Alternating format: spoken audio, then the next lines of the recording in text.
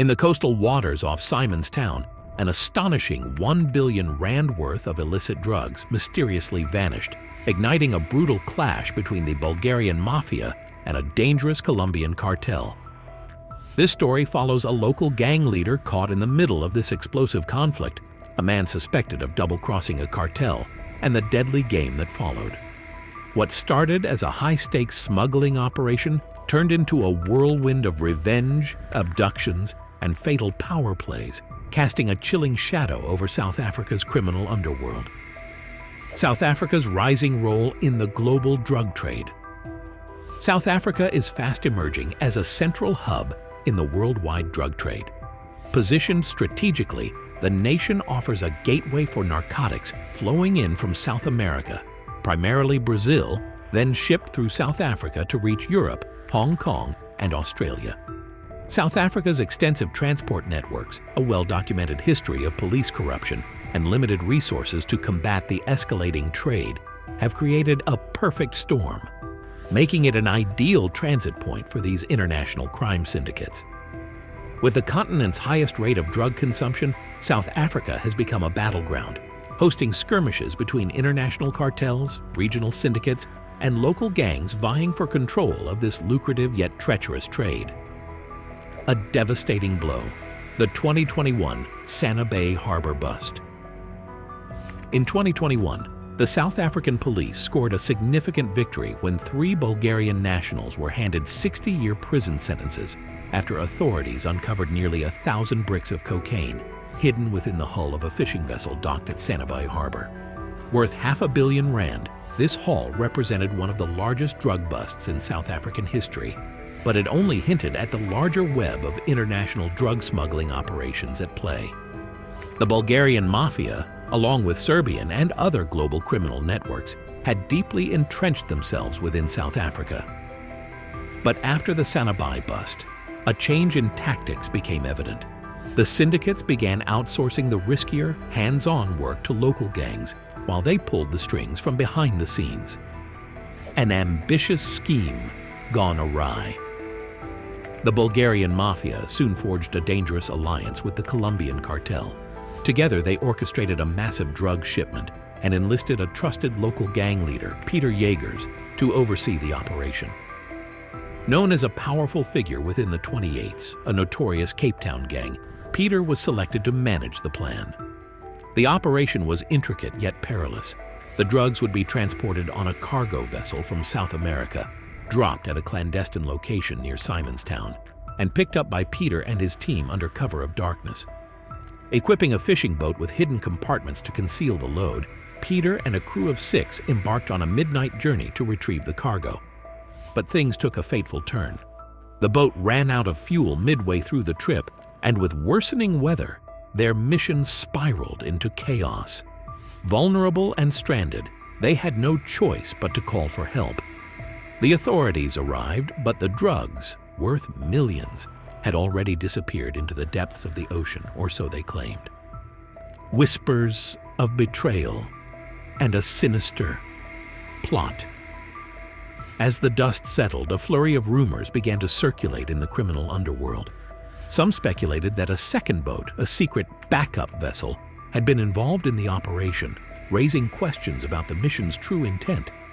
Was it possible that Peter had orchestrated a double cross, selling the drugs to a third party while pretending they'd been lost at sea? Suspicion spread like wildfire, with whispers of conspiracy and deceit suggesting that the fuel shortage might have been part of an elaborate betrayal.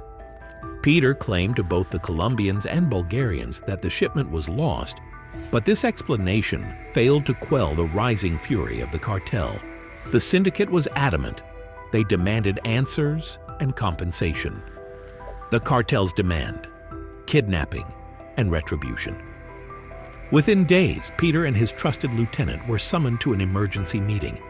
According to intelligence reports, they arrived at Cape Town International Airport late one evening, then traveled to Emperor's Palace, where they checked into a luxury hotel. Just hours later, Peter was seen departing with cartel operatives, never to be seen again. The gang world was left reeling as disturbing intelligence reports leaked details of the incident. The cartel, already incensed over the supposed loss of millions in drugs, now unleashed its full wrath. Within days, chilling WhatsApp voice notes began circulating, with the Colombians stating unequivocally that Peter had been taken hostage and was en route to South America. His freedom, they declared, would only be granted if the missing shipment were returned, or if his associates managed to produce a ransom of 50 million rand. A deadly ultimatum, a game of high-stakes negotiations. With Peter's life hanging by a thread, violent incidents began erupting across Cape Town.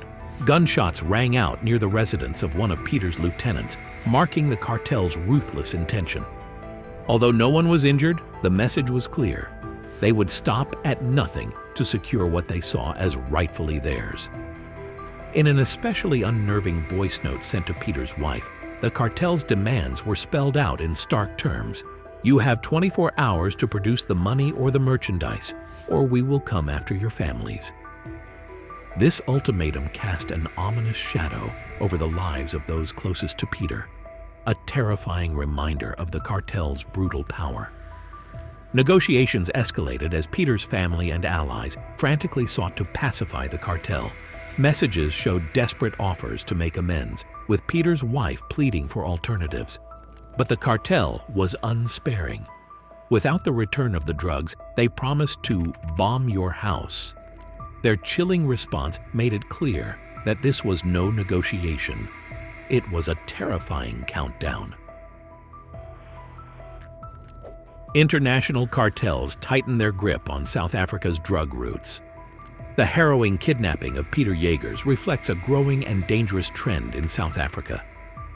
International crime syndicates, particularly from South America, are increasingly targeting local gangs as pawns in their effort to dominate drug routes that pass through South Africa.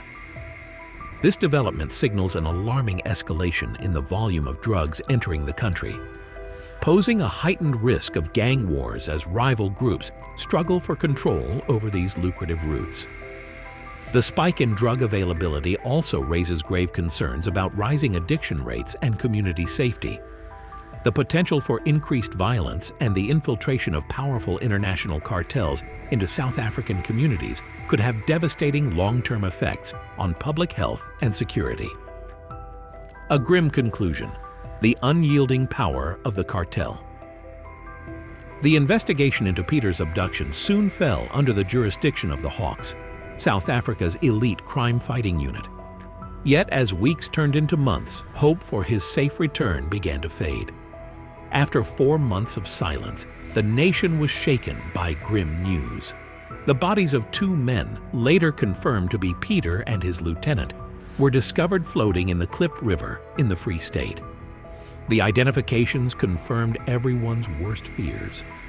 Peter and his accomplice had paid the ultimate price in the vicious cycle of betrayal and retribution that defines the drug trade.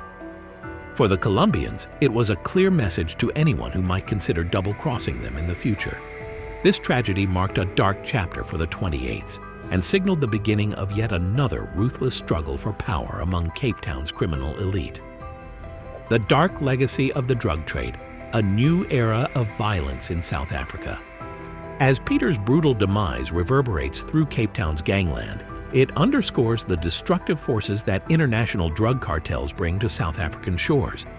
With each new shipment, each alliance, and each betrayal, the stakes grow ever higher, ensnaring more lives in a web of violence and deceit. In this grim new landscape, the question is not whether violence will continue to rise, but rather who will be next to fall victim to the cartel's iron-fisted rule. The chilling reality is that Peter's death is likely only the beginning in a long, bloody saga of revenge, power, and ruthless ambition, an enduring testament to the treacherous world of the international drug trade. South Africa's battle against drug syndicates, a system under strain. South Africa's authorities face immense challenges in combating the influence of international drug syndicates. Corruption, limited funding, and resource constraints make it increasingly difficult for law enforcement agencies to keep up with the sophistication of global cartels. Despite recent high-profile busts and arrests, these criminal networks continue to adapt, developing more covert strategies to avoid detection. This ongoing struggle highlights a critical need for international collaboration, advanced surveillance technology, and a dedicated approach to uproot these syndicates' influence, not only within South Africa, but across its international partners as well.